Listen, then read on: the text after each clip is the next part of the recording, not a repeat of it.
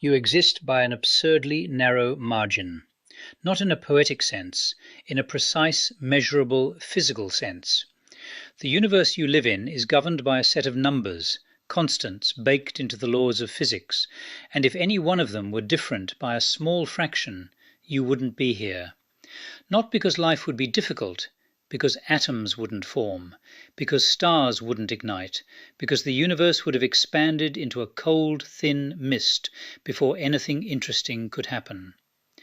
The question isn't why the universe is big, it's why the universe permits anything at all. That's not a religious question, it's a physics question, and it's one of the most uncomfortable open problems in all of science.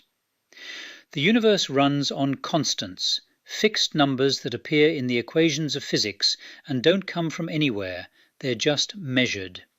The gravitational constant, the charge of the electron, the mass of the proton, the speed of light, the cosmological constant, the energy density of empty space. We don't derive these from deeper principles. We measure them, plug them into equations, and the equations work with extraordinary precision. But we have no theory that tells us why they are what they are. They simply are. And here's the thing. Almost every one of them sits in a narrow range that permits a complex universe. Take gravity. If the gravitational constant were modestly stronger than it is, stars would burn through their fuel in thousands of years rather than billions. There wouldn't be time for stable planets to form, let alone for chemistry to produce life. If it were weaker, the gas clouds produced by the Big Bang would never collapse into stars at all, just cold, diffuse hydrogen spreading forever. Take the strong nuclear force, the force that holds protons and neutrons together inside atomic nuclei. If it were about 2% weaker, protons and neutrons wouldn't bind. The only stable atom in the universe would be hydrogen. No carbon, no oxygen, no nitrogen, no chemistry, no biology. If it were stronger, hydrogen would fuse too easily into heavier elements in the early universe, and you'd end up with no hydrogen left, which means no water, no stars burning on hydrogen, no long-term stellar energy for life to use. Take the cosmological constant, the energy of empty space. This one is the most extreme case. The value we observe is extraordinarily small. Theoretically, contributions from quantum field theory suggest it should be enormous, roughly 120 orders of magnitude larger than what we measure. Something cancels it down to almost zero. We don't know what. And if it weren't almost zero, if it were even modestly larger, the universe would have expanded so fast that gravity could never have pulled matter into galaxies. There would be no structures, no stars, no anything. These aren't edge cases carefully selected to make a point. Across physics, the pattern repeats. The constants cluster in ranges where complexity is possible. Now I want to tell you about a specific moment in the history of physics, because it's one of the most extraordinary predictions ever made, and most people have never heard of it. In the early 1950s, an astronomer named Fred Hoyle was working out the nuclear physics of how elements heavier than helium get made. The Big Bang produced hydrogen and helium. Everything else, carbon, oxygen, iron, calcium, had to be forged inside stars. Carbon is the backbone of all known biochemistry. Without it, the chemistry of life as we understand it doesn't exist. So Hoyle needed to understand how carbon forms inside stars. The process involves 3 helium nuclei colliding and fusing. 2 helium nuclei merge to form beryllium-8, which is unstable. It falls apart in less than a billionth of a second. In that almost non-existent window, a 3rd helium nucleus has to collide and fuse before the beryllium disintegrates. The probability of this happening by random collision at normal stellar temperatures is negligible. Carbon shouldn't exist in the quantities we observe. Unless there's a resonance. In nuclear physics, a resonance is when a reaction happens to occur at an energy level that matches a natural quantum state of the product nucleus. When that alignment exists, the reaction rate increases by orders of magnitude, like a lock meeting exactly the right key. Hoyle predicted, before any measurement, that carbon must have a resonance at a very specific energy level. He calculated what that energy had to be, and then he went to a laboratory at Caltech and told the experimenters to look for it. They found it. The Hoyle state, as it's now called, sits at 7.6567 MeV, almost exactly where Hoyle said it had to be. Here's the part that stays with you. If that resonance were shifted by even a fraction of a percent, if the quantum energy level of carbon's nucleus were slightly different, carbon production in stars collapses, and with it the entire chemical basis of life. The universe's capacity for life depends on a specific quantum state of one nucleus. That's not metaphor, that's nuclear physics. I want to bring in someone who noticed something different, earlier, and in a way that bothered him for the rest of his life. Paul Dirac was one of the most precise mathematical minds in 20th century physics. He predicted antimatter from pure equations before anyone had seen it. He had a deep, almost aesthetic conviction that nature's laws had to be beautiful, that mathematical elegance was a guide to truth. And in the 1930s, he noticed something numerically strange. Take the ratio of the electromagnetic force to the gravitational force between a proton and an electron. These forces operate across the same distance, and when you compute the ratio of their strengths, you get approximately 10 to the power of 40. That's 1 followed by 40 zeros. Now take something completely different, the ratio of the size of the observable universe to the size of a proton, also approximately 10 to the power of 40. Two completely different kinds of measurements, one about the relative strength of forces, one about cosmic scale, give the same enormous number. Dirac looked at this and couldn't accept it as coincidence. He called it the Large Numbers Hypothesis and spent years trying to work out what it meant. His proposal was radical.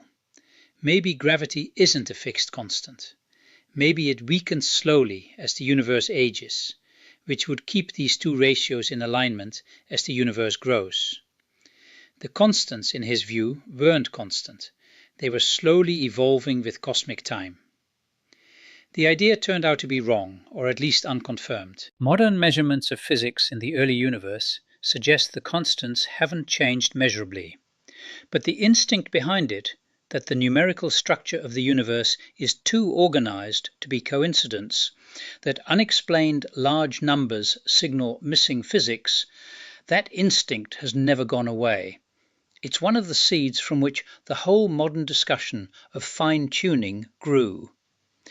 There are three main ways physicists and philosophers try to make peace with this. The first is the multiverse. If there are enormously many universes, perhaps infinitely many, each with different values for the constants, then some fraction of them will have constants that allow complexity. We find ourselves in one of those, because we can only exist in the universe compatible with our existence. The anthropic argument. Our presence here is automatically correlated with conditions that permit our presence. This is logically coherent. You can't object to it on purely logical grounds. But it has a problem. It's not testable. We have no way to observe other universes or confirm their existence. For Dirac, and for many physicists since, a solution you can't test feels less like physics and more like a permanent escape hatch. The multiverse might be real. It might explain everything. We have no way to know. The second option is deeper theory. Maybe the constants aren't arbitrary. Maybe when we finally have a complete theory of physics, something that unifies quantum mechanics and gravity, something that deserves to be called a theory of everything, we'll discover that these numbers are the only mathematically consistent values possible. They're not tuned by anything. They're necessary. The equations only work with these numbers. Everything else leads to contradiction. This is the hope. It's what Dirac believed in essence. But we don't have that theory. String theory, loop quantum gravity, and other approaches have made progress on different fronts, but none has delivered a derivation of the constants from first principles. It remains an aspiration. The third option is that it's just luck. The constants are what they are. There's no deeper reason. Some things don't have explanations. They're just initial conditions. The universe doesn't owe us a tidy story. This is intellectually honest. But it's also, for many physicists, a stopping point that feels premature. When you see a pattern this consistent, when nearly every fundamental constant sits in a narrow, life-permitting range, writing it off as coincidence requires a confidence in randomness that's hard to justify. Dirac specifically would have resisted this. He believed ugly coincidences were symptoms of incomplete understanding. He would have kept looking. There's one more thing that doesn't get talked about enough when people discuss fine-tuning. Even with the constants perfectly set, the early universe had to survive something else. In the first fractions of a second after the Big Bang, matter and antimatter were produced together, and they annihilate each other completely when they meet. If the amounts had been exactly equal, the result would have been nothing, no matter left, just radiation spreading through empty space. There was an asymmetry, a small one, roughly one extra particle of matter for every billion matter-antimatter pairs. That asymmetry is what survived the annihilation. Everything you can see, every galaxy, every star, every ocean, every person, is made from that remainder, that 1 in a billion residue. We don't fully understand where that asymmetry came from. We know it connects to something called CP violation, a subtle built-in preference in the laws of physics for matter over antimatter in certain interactions. But the magnitude of the asymmetry we observe is larger than current theory predicts. Something is missing from the explanation. The universe survived its own beginning by a margin that our best theories don't completely account for. And from that thin remainder, everything grew. Dirac had a principle he came back to repeatedly throughout his career, and I think it's the most important thing to hold on to here. He believed that beautiful equations point toward truth, not as aesthetic preference, as epistemology. When the mathematics is deep and symmetric and elegant, it tends to be right. When it's ugly and patched together and full of unexplained numbers, it tends to be incomplete. The equations that govern this fine-tuned universe are genuinely, structurally beautiful. General relativity, quantum mechanics, the Standard Model. They are not arbitrary assemblages. They have profound symmetry. They interlock. They describe an enormous range of phenomena with a small number of principles. Dirac would say the fine-tuning problem isn't evidence that someone adjusted the settings. It's evidence that we're missing a layer, that there's a deeper level of physics where these constants stop being free parameters, unexplained numbers plugged in by hand, and start being consequences of something more fundamental, something we haven't found yet. That might sound like optimism, but it's also a research program. It's a specific kind of dissatisfaction with the current state of physics, one that says unexplained numerical coincidences are clues, and clues should be followed. And there's one more thing. The fact that the universe is describable by mathematics at all, that it obeys laws, that nature is regular and lawful rather than arbitrary and chaotic, is itself something we don't explain. We use it every day in every physics equation ever written. We assume that the universe is mathematically structured, and it is, spectacularly so. Why? We don't know. We've never had a theory of why the universe is lawful. We have theories of what the laws are. The meta question, why there are laws at all, why mathematics describes reality, sits just outside the reach of everything we've built. So, why does the universe allow life at all? The constants are right, the carbon resonance exists, the matter-antimatter asymmetry came out in our favor. The cosmological constant is almost zero. Gravity is weak enough for stars to burn for billions of years. The strong force holds nuclei together without fusing everything into iron immediately. Everything threaded.